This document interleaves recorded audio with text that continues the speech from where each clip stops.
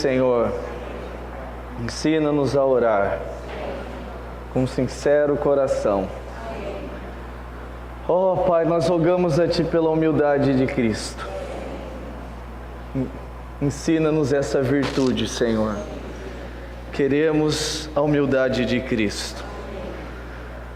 Ó, livra-nos do orgulho diabólico e dá-nos a humildade de Cristo, Pai.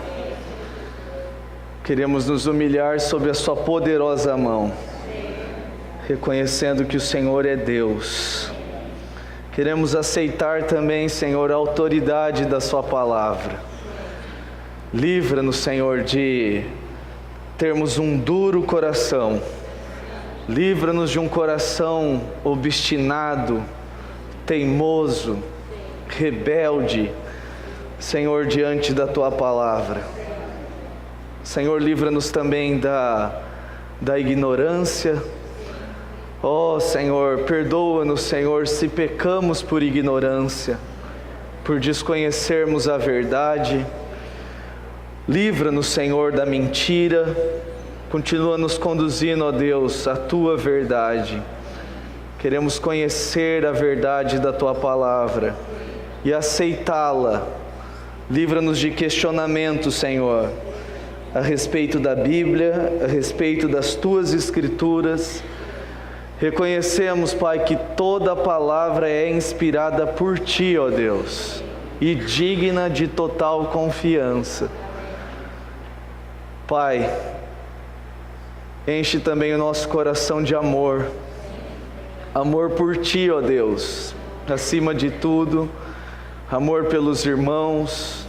Amor por todo homem.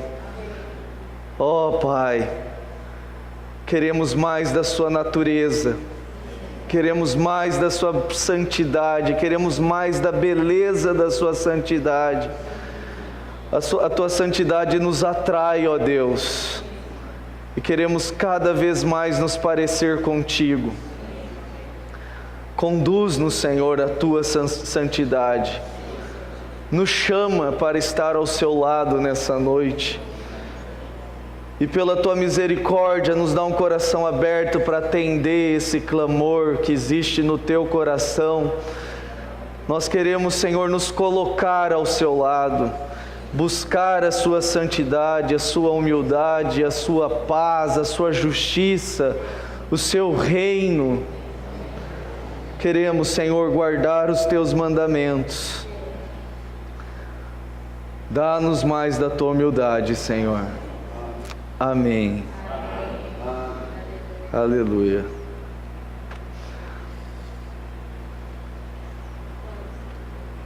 Irmãos, nós vamos continuar nesse tema. O tema de hoje à noite vai ser esse: andar de modo digno. Opa. E o que nós vamos ver, a ênfase é essa, que a Epístola de Efésios é um livro de revelação e exortação. Que o Senhor possa nos ajudar. Primeira coisa que eu gostaria de mostrar para os irmãos é isso daqui. E gostaria que os irmãos considerassem isso. Nós estamos estudando a carta de Paulo aos Efésios. E essa epístola é uma carta tanto de revelação quanto de exortação. Então aqui tentei dividir. Se você pegar o início, no capítulo 1, você tem ali as bênçãos de Deus em Cristo. Então ali você tem o chamamento de Deus, o plano de Deus. Isso é uma questão de revelação. Algo que Paulo mostra que é tão elevado e que com a ajuda do Espírito Santo, irmãos, nós podemos ver, tocar, e é algo maravilhoso. Precisa de revelação. Daí, ainda no capítulo 1, nós temos a oração de Paulo, e Paulo ele ora para o Senhor nos dar espírito de sabedoria e de revelação. Então o assunto ainda é revelação. E o Senhor tem nos levado a repetir várias vezes essa oração, a ênfase a respeito daqueles 3 assuntos, Paulo orando para que nós possamos ver qual é a esperança do nosso chamamento. E amados, se Paulo ora isso, nós também precisamos fazer essa oração, pedir para Deus nos dar essa revelação. Nós precisamos orar também essa oração do apóstolo. Qual que é a riqueza da glória da sua herança nos santos e qual é a suprema grandeza do seu poder. Esses assuntos são assuntos tão importantes que ele repete nessa epístola, em outras epístolas, e são assuntos de revelação. Daí no capítulo 2, o tema é: os gentios e judeus são unidos pela cruz de Cristo. A partir do versículo 11, em diante, fala desse assunto. Isso é uma questão de revelação. No capítulo 3, ele fala da vocação dos gentios e sobre o seu próprio apostolado, que também é um assunto que ainda nós vamos ver, que também é uma questão de revelação. E, para terminar o capítulo 3, ele ora novamente. Ele ora a respeito de assuntos, mais uma vez, tão importantes, que todos nós cristãos precisamos ver, precisamos tocar. Ele ora a respeito de nós conhecermos o amor de Deus, e ele ora também para que nós possamos tocar, experimentar. Ele ora mais uma vez sobre o poder de Deus. E todos esses assuntos são assuntos de revelação. Nós precisamos clamar a Deus para que Ele nos dê revelação a respeito desses assuntos. Muitos estudiosos da Bíblia concordam que a Epístola aos Efésios talvez seja das cartas a mais elevada, a mais espiritual. Só que essa carta também, ela tem uma segunda parte, que é de exortação. Que nos leva para a prática, que nos fala a respeito de um andar, que nos fala a respeito de um viver. Por um lado, Paulo ele nos leva a ver uma realidade espiritual. Ele fala de uma realidade espiritual que é a que Deus concedeu para nós em Cristo Jesus por meio do Espírito Santo. É nossa essa realidade. Jesus nos tirou de uma condição de estarmos mortos e nos deu vida e nos fez ressuscitar com Ele, estar assentado com Ele nos lugares celestiais. Fala de uma realidade espiritual tão elevada que nós somos ainda tão carentes de conhecer, mas também fala de um viver prático. O apóstolo também nos exorta a um viver que é digno do nosso chamamento. Deus nos chamou. Então, uma outra parte dessa epístola é de exortação. No capítulo 2, nós já compartilhamos em reuniões passadas. A partir do versículo 1 até o 10, eu quero compartilhar 2 versículos que, quando os irmãos compartilharam, eu desfrutei bastante. No versículo 1 ao 3, fala da nossa antiga condição e fala de um viver de outrora. Antes de nós termos recebido o chamamento de Deus, antes de nós termos nos convertido a Cristo, nós tínhamos um viver. E esse viver, irmãos, é passado. E se isso não é totalmente ainda realidade na nossa experiência, é um viver que precisa ficar no passado. Então aqui ele fala desse viver, que nós andávamos segundo o curso deste mundo, segundo o príncipe da potestade do ar, do espírito, que agora atua nos filhos da desobediência. Aqui eu só estou lembrando, esse viver de outrora, de antes da nossa conversão, de antes de nós termos recebido o chamamento de Deus. Era um viver que nós seguíamos as inclinações da nossa carne, mas isso é um viver de outrora, porque Deus nos chamou, irmãos. Deus nos chamou para um novo viver. Essa é a vocação celestial, esse é o chamamento do alto. Nós recebemos um chamamento. Você já recebeu esse chamamento? Esse chamamento não tem como não reconhecer. Ou você recebeu ou você não recebeu. Eu posso afirmar para os irmãos: eu recebi um chamamento de Deus. Deus chamou você? Puxa, e esse chamamento de Deus, no versículo 10, quando os irmãos compartilharam isso, puxa, desfrutei muito, porque no versículo 10, fala que nós somos feitura de Deus, obra-prima, poema de Deus, e que nós somos criados em Cristo Jesus para boas obras, as quais Deus de antemão, Ele preparou para que andássemos nelas. Então aqui fala de um viver que Deus, de antemão, Ele já planejou. Antes ainda de Deus ter criado, antes ainda de nós termos nascido, Deus Ele já planejou. Como Davi, irmãos, diante disso eu só posso dizer: tal conhecimento é maravilhoso demais para mim, porque Deus, antes de eu nascer, Ele planejou um viver para mim, e Ele planejou um viver para você. E que viver é esse? Um viver em Cristo Jesus, um viver para boas obras. É esse o viver que Deus preparou, que Ele planejou para cada um de nós, e por isso Ele nos chamou. E daí, se nós continuarmos, esse livro ainda continua nos exortando. E antes de continuar falando da exortação, eu queria mostrar isso para os irmãos, porque talvez a gente possa ter um entendimento errado a respeito da palavra exortação, no sentido que eu quero usar aqui. Pesquisando o significado de exortar, exortar corresponde à palavra grega parakaléu. E parakaléu tem um sentido positivo, não é um sentido negativo. Exortar significa aconselhar, animar, encorajar.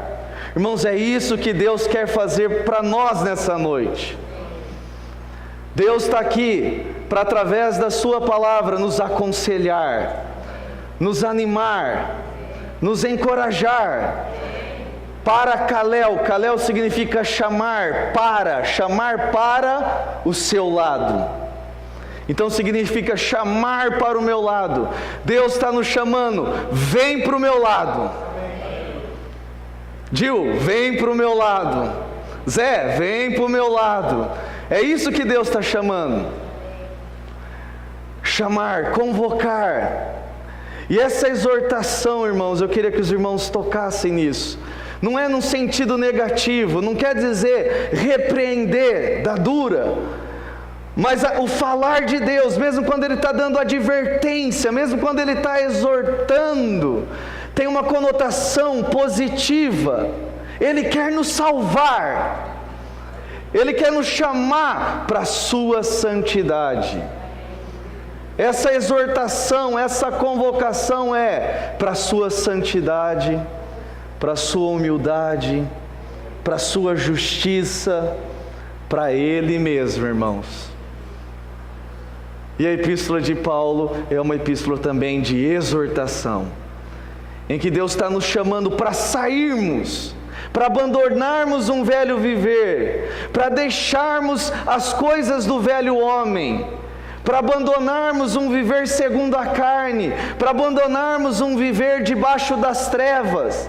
Deus está nos chamando: vem para mim, porque eu sou a luz. Vem para o meu reino de luz, vem para o reino do meu Filho de amor. Ele está chamando, nos convocando. Qual vai ser a nossa reação, irmãos? Como é que você vai reagir a essa exortação, a esse chamamento de Deus? Então, voltando ali nós temos outras exortações a partir do capítulo 4. Puxa, tem tantas coisas ali que Paulo está nos exortando para um viver de santidade, para nós abandonarmos também. Ali fala de nós abandonarmos a mentira, a ira, o furto. Fala, deixa a mentira, fala a verdade. Se você vem para o lado de Deus, você vai deixar a mentira. Se você está do lado de Deus, se você é de Deus, você vai deixar a mentira e vai falar a verdade. Fala para não furtar. Se você atende ao rogo de Deus, o apóstolo fala, não furta, trabalha. Trabalha para conquistar coisa, não furta. Daí fala ali sobre também algumas questões que nós precisamos abandonar. No capítulo 4, no versículo 31 fala, longe de vós a amargura. Amargura, irmãos, é um sentimento negativo, de rancor, que às vezes nós guardamos lá dentro. Ninguém está vendo. Às vezes as pessoas olham para mim, olham para você, pensa que está tudo bem, mas lá dentro de você tem amargura. Amargura. Recentemente um vizinho fez algo que eu não gostei. Eu vou confessar para os irmãos, porque o Senhor está me cobrando. Eu não consegui ainda olhar para a cara dele. Teve 2 oportunidades que ele passou por mim. Estava lá na calçada, e daí ele passou por mim. Eu estava fazendo umas coisas, eu continuei me olhando lá, eu não senti vontade de levantar a cabeça para olhar para ele. Daí recentemente ele passou por mim novamente pela rua assim. Eu estava lá sentado, eu continuei de cabeça baixa. E o Senhor está falando comigo. Falou ontem, falou hoje, está falando agora. Isso é amargura. Irmãos, eu sinto que quando Ele passar por mim novamente, eu tenho que cumprimentar Ele. Eu tenho que levantar a cabeça. Se for da vontade do Senhor me conduzir, se eu sinto que eu tenho que apertar a mão para Ele, olhar no olho dele e esquecer o que Ele fez. Às vezes a gente guarda a amargura. Jesus guardava a amargura, irmãos. Eu tenho considerado tanto quando Jesus fala para nós sermos como as crianças, porque delas é o reino dos céus. Tem tanta coisa para a gente aprender com as crianças. Criança guarda amargura, irmãos. Pô, criança, ela está passando, algum adulto, alguém fala algo para ela, tal, e já ela está brincando de novo com os amiguinhos, com aquele adulto, tal. Por quê? Porque não guarda. Precisamos aprender. Daí aqui fala de outras coisas no versículo 31, cólera, ira, gritaria. Oh, irmãos, às vezes lá na nossa casa, como que é? Às vezes na nossa casa, considera isso. Quando o Senhor te chama para vir para o lado dEle, se você deixar, como nós cantamos, o Espírito Santo controlar o seu viver, o seu pensar, o seu sentir, como é que nós vamos passar a lidar, a tratar a nossa esposa, o nosso marido, nossos filhos? Será que controlados pelo Espírito Santo vai ser gritaria? Será que é assim que o Espírito Santo trata o pai? Será que é assim que o Espírito Santo trata o filho? É com gritaria? Irmãos, o Senhor está nos chamando, nos exortando a abandonar essas coisas e vir para o lado dEle. Isso exige humildade, irmãos. Isso exige humildade. Muitas vezes o que nos impede é o orgulho. E o orgulho é diabólico. E a única coisa que pode nos redimir, aqui eu estou parafraseando um irmão, Andrew Murray, a única coisa que pode nos redimir do orgulho diabólico é a humildade de Jesus Cristo. É só a humildade de Jesus Cristo que pode nos livrar do orgulho diabólico, irmãos. É olharmos para Ele é vivermos nele, é aprendermos com ele. Então Paulo continua exortando a respeito de tantas coisas. Aqui depois ele ainda fala de alguns itens. Ele fala, por exemplo, no versículo 29, algo que o Espírito Santo também me iluminou. Ele me iluminou hoje, a hora que eu fiz isso, eu já senti, puxa, pisou na bola, hein? E agora à noite cantando de novo. O 29 fala: não saia da vossa boca nenhuma palavra torpe. Palavra torpe aqui é palavra inútil, vã. E sim unicamente a que for boa para edificação. Aqui tem peneira, irmãos, tem 3 peneiras aqui. Nós cantamos: vem Espírito Santo controlar o meu falar. Como é que ele faz isso, irmãos? Com uma peneira. Tem 3 coisas que nós precisamos considerar antes de nós abrirmos a nossa boca. E Tiago falou que é difícil controlar a nossa língua. A gente vive caindo, mas se caiu, o que fazer? Se arrepende, confessa, pede ajuda do Espírito Santo, deixa o Senhor nos tornar perfeitos como Ele é perfeito e trabalhar nessa área do nosso viver.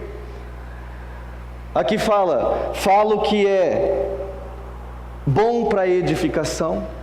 Considera essa peneira, o que você quer falar, vai edificar. Depois continua aqui, conforme a necessidade. É necessário? Tá, o que você vai falar é bom, mas nesse momento é necessário? E a terceira peneira transmite graça aos que ouvem. O que você vai ouvir vai transmitir graça, vai transmitir a respeito do amor de Jesus. Então hoje à tarde, eu estava conversando com a minha mãe, eu não sei se ela vai lembrar. E às vezes, irmãos, é algo também que aqui estou considerando. Às vezes nós fazemos isso, não é com pessoas estranhas. Não são pessoas que a gente não tem intimidade, não. A gente cai mais nesse erro com pessoas que nós temos intimidade. Pessoas próximas, com quem a gente sente que tem liberdade. A Cida é amigona da Rosa.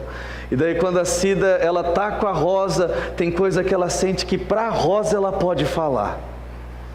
Para Neide ela não teria coragem de falar, mas a Rosa é amigona. Daí ela fala: você viu, Rosa? Você viu a Neide? O que ela fez? Tal.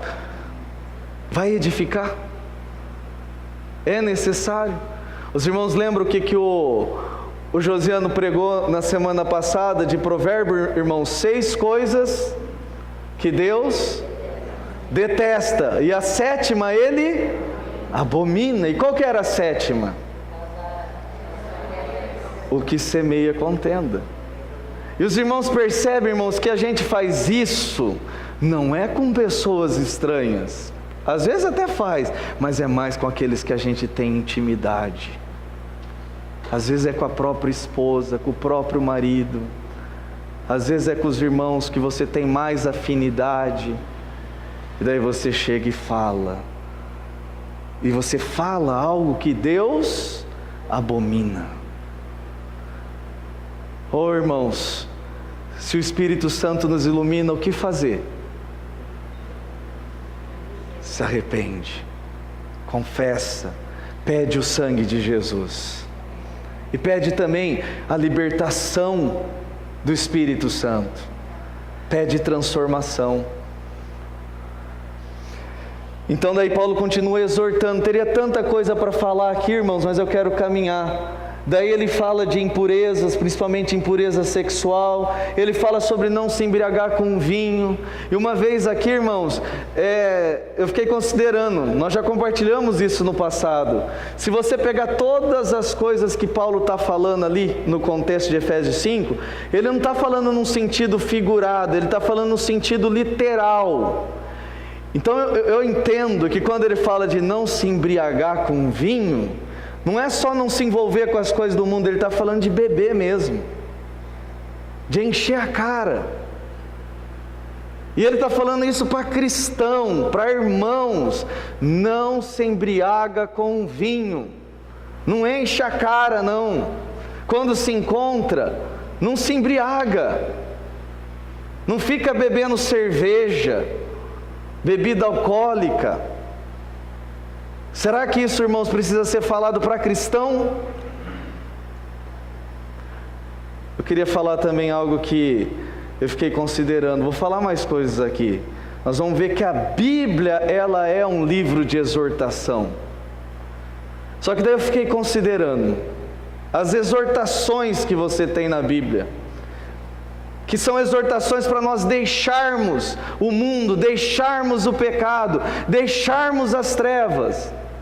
É exortação para nós virmos para o lado de Deus, para nós irmos até a santidade de Deus, a justiça de Deus. Essas exortações são direcionadas para quem? A maioria dessas exortações é para quem não é povo de Deus ou para quem é povo de Deus. A maioria dessas exortações é para não cristão ou é para cristão? Considera aí.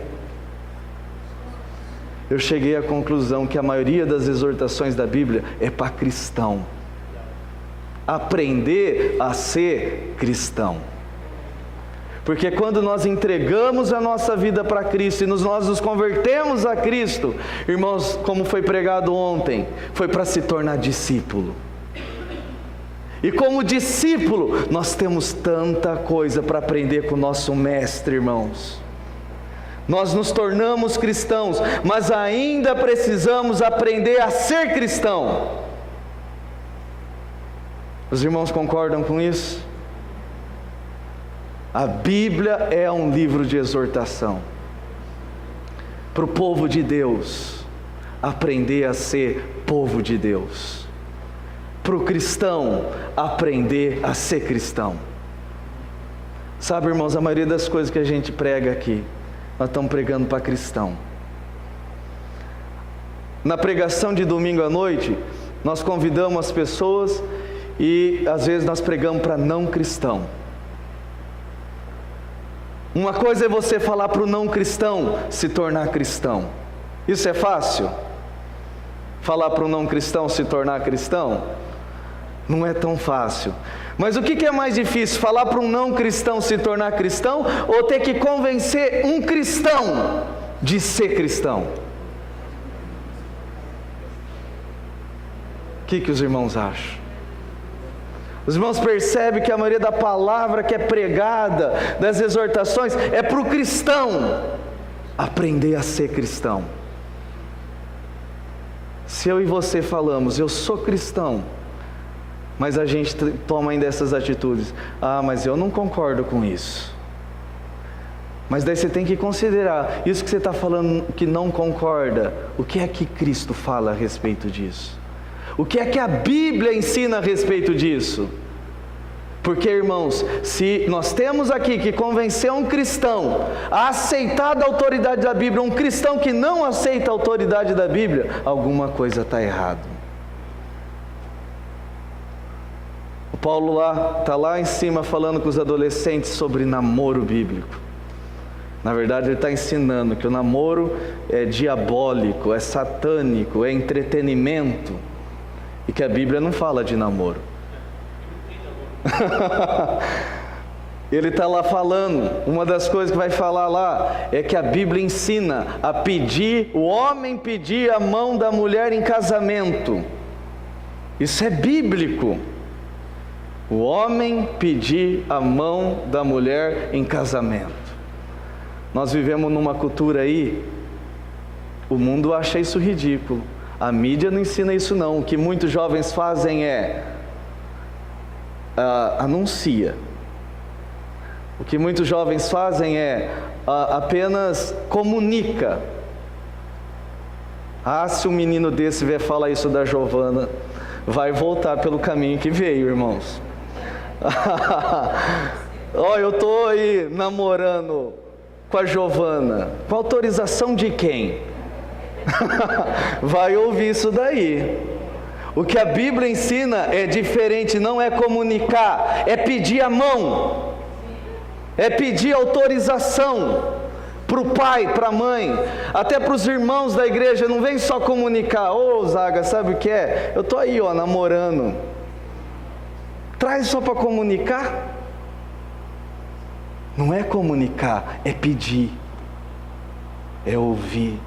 E, irmãos, isso não é uma questão de ordem na igreja apenas, é uma questão de Deus estar chamando para o lado dele. Deus é um Deus de aliança, e quando você vem para o lado dele, o que você recebe é bênção, salvação, felicidade. Os mandamentos de Deus não são penosos para aqueles que veem que Deus é bom. Os mandamentos de Deus não são penosos. E tem várias outras exortações ainda aqui. Uma exortação a um viver familiar. E o Senhor, eu acredito que vai nos levar a falar mais a respeito desse assunto. De um viver social. Então Paulo fala a respeito da relação entre o servo e o seu senhor, e termina com guerra espiritual, porque embora nós estejamos pregando isso aqui, irmãos, entrar nessa realidade envolve uma luta espiritual, porque você ouve a palavra de Deus, e eu creio que dentro do seu espírito existe um desejo de dar ouvido à palavra de Deus, mas a carne luta contra o espírito. O diabo luta contra você, os demônios lutam contra você para te matar, para te roubar, para te destruir. É aquela coisa, como se tivesse um anjinho falando aqui e um demoninho falando aqui. O anjinho falando: é isso mesmo, ouve, aceita, abre o seu coração. E o demônio falando: nada a ver. Os irmãos querem controlar a sua vida. Fica falando um monte de coisa. Ah, não é bem assim não. Ah, se eu for praticar comunhão, como é que eu vou conhecer outra pessoa? E fica falando: ah, se eu não experimentar, como é que eu vou saber se é bom? Ah, vai lá e experimenta, tantos outros já experimentaram e depois voltaram. Fica falando, convencendo. É guerra. Mas as armas que o Senhor tem nos dado não são carnais, são espirituais, e são poderosas em Deus, para destruir, irmãos, anular todos esses sofismas, todas essas mentiras, destruir fortalezas, às vezes de anos, que Satanás construiu na nossa mente. A humildade, irmãos, quebra essa fortaleza. A humildade de Cristo é capaz de destruir todas essas sofismas. A oração, a palavra, leia a Bíblia, e a palavra de Deus vai entrando como um jato d'água, vai limpando toda a sujeira. Ora, essa oração é poderosa em Deus para mudar a sua maneira de pensar, para mudar a minha maneira de pensar. Tantos assuntos, irmãos, pela misericórdia de Deus, Ele já mudou a minha maneira de pensar. E eu tenho percebido que com essa palavra de Efésios, desde quando o Senhor tem falado para nós a respeito de estar abertos para a luz, tem nos falado a respeito da santidade. Quanto mais eu oro a respeito dessa palavra, mais o Senhor vai mostrando, o Senhor vai iluminando, como esse assunto do meu vizinho, como aquele assunto do gato, como o assunto da conversa com a minha mãe. O Senhor vai mostrando, vai mostrando.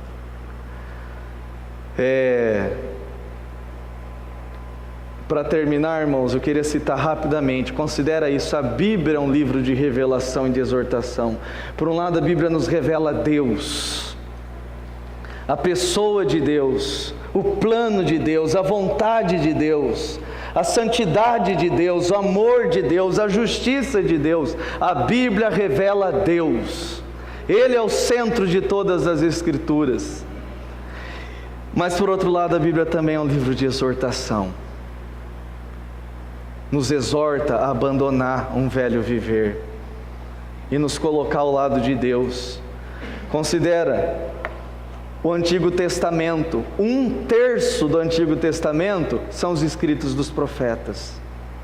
E quem eram os profetas? Foram homens levantados por Deus para dizer: se arrependam dos seus maus caminhos, porque senão o mal vai chegar.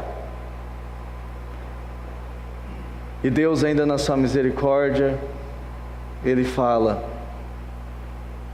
mas se o mal chegar, eu ainda vou restaurar. Puxa, irmãos, isso é misericórdia de Deus. Mas Ele levanta profetas para falar: se arrependa. Daí, nos evangelhos, esse é o versículo que eu acho que o irmão compartilhou ontem, de Lucas 14, 33. Compartilhou ou não? Não, mudou. O Espírito mudou. Então o irmão vai falar ainda. Fala sobre ser um verdadeiro discípulo e renunciar a todas as coisas. Em Hebreus, as epístolas que fala sobre buscar a paz com todos e a santidade, senão ninguém virá ao Senhor. Apocalipse tem exortação, lá fala: continua o imundo na imundície, continue o justo na sua justiça, continue o santo praticando a sua santidade, porque o Senhor, Ele vem sem demora, e Ele traz consigo o galardão como recompensa.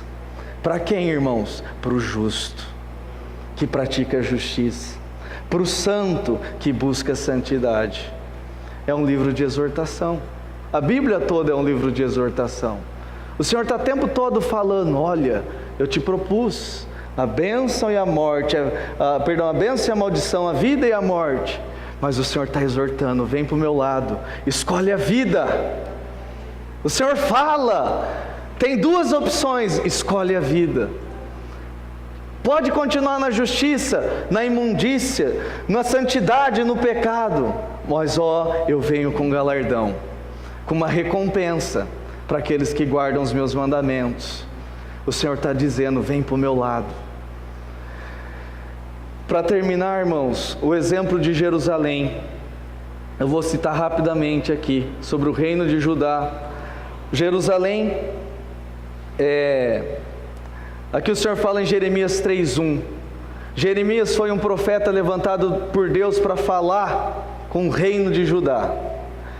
E daí ele diz esses versículos, Jeremias 3:1: se um homem repudiar sua mulher e ela o deixar e tomar outro marido, porventura que ele tornará ela? Não se poluiria com isso de toda aquela terra? Ora, tu te prostituíste com muitos amantes, mas ainda assim torna para mim, diz o Senhor. O Senhor trata Jerusalém como um noivo trata uma noiva, com amor. E a Bíblia também fala que Cristo trata a igreja com o mesmo amor. Deus declara o seu amor para Jerusalém. Cristo declara o seu amor para a igreja. Deus amava Jerusalém, ama Jerusalém. Cristo ama a igreja, irmãos. Cristo nos ama. Jeremias 5 é um capítulo muito famoso de Jeremias. E Deus fala assim para Jeremias: dai volta às ruas de Jerusalém. Vede agora, procurai saber, buscai pelas suas praças, a ver se achais alguém, se há um homem que pratique a justiça ou busque a verdade, e eu perdoarei. Acha um, Jeremias, que eu perdoo Jerusalém. E Jeremias saiu na rua, saiu para dar uma volta em Jerusalém. Olha o que ele achou, irmãos. Eu só vou mencionar isso, se o Senhor permitir, num outro momento a gente compartilha com mais detalhe. Olha o que Jeremias achou dando uma voltinha em Jerusalém. Tudo isso está só no capítulo 5. No versículo 7 e 8 fala que ele viu adultério e prostituição. No versículo 12 fala que ele viu ateísmo. Não há Senhor. Negando, são as coisas que existem hoje. Que com o paganismo crescente dos nossos dias, essas coisas existem hoje. Nas escolas, irmãos, eu fico assustado com o número crescente de adolescentes, de jovens, que dizem: não existe Deus, não acredita em Deus. Foi isso que Jeremias viu. Nessa voltinha ele viu, o povo abandonou a palavra de Deus. Ele viu idolatria, e esse é o pior de todos os pecados. É trocar Deus por falsos deuses. Pode ser que alguém caia no adultério, mas ainda tema a Deus, que depois se arrependa, tal, ainda não trocou Deus, mas a idolatria é trocar Deus, é abandonar Deus e substituir por um outro ídolo. Ele encontrou falta de discernimento espiritual, um povo sem entendimento, sem compreensão espiritual. Ele encontrou rebeldia, e a palavra rebeldia ali tem a ver com obstinação. Você sabe que aquilo é pecado, mas é obstinado, não quer abrir mão. Perversidade é não só saber que aquilo é pecado, mas louvar o pecado. Perversidade é tirar com uma foto com um copão de cerveja e postar no Facebook para todo mundo ver. Eu faço mesmo, o que tem? E o que tem? E está lá, não está só fazendo algo escondendo. Nesse sentido, o hipócrita ele é até melhor que o perverso, porque o hipócrita ele faz e ele esconde o que ele faz, mas o perverso não, ele faz e ele mostra o que ele faz. E Jeremias encontrou perversidade, ganância por dinheiro, arrogância, orgulho, impiedade, tratando mal os órfãos, tratando mal as viúvas. Foi isso. E daí, considera isso, irmãos, para terminar. Como o Senhor é bom, como o Senhor é misericordioso, porque teve consequência. O Senhor dá tempo para se arrepender.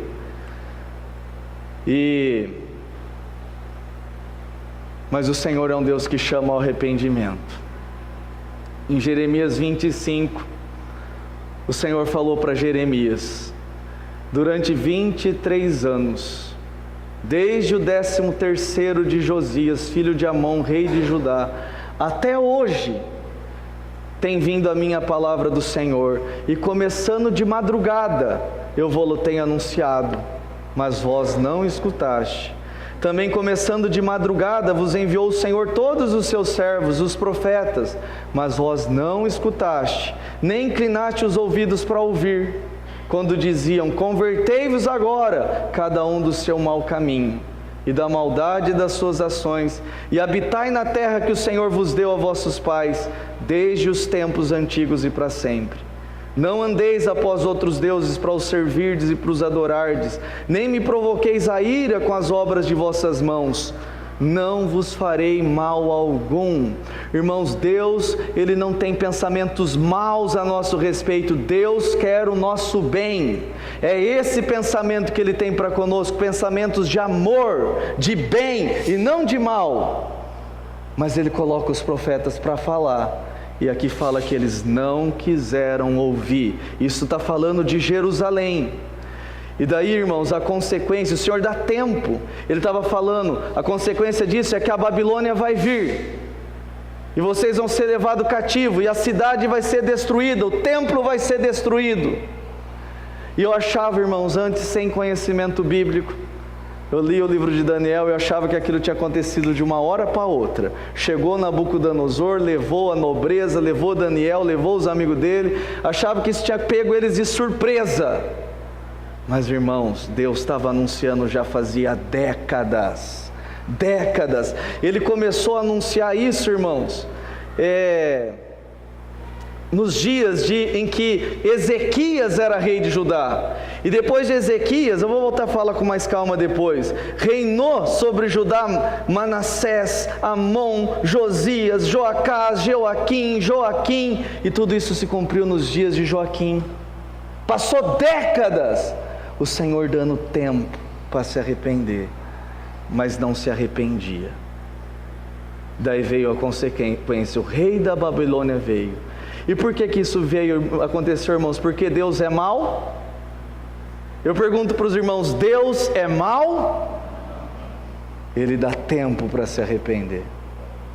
O mal veio como resultado das escolhas de Jerusalém. E Paulo diz em 1 Coríntios 10, que essas coisas foram escritas para advertência nossa. E essas coisas servem de exemplo para nós. Deus está nos chamando, vem para o meu lado.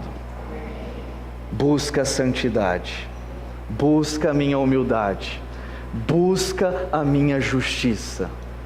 Vem. Você quer isso? Amém, então, irmãos.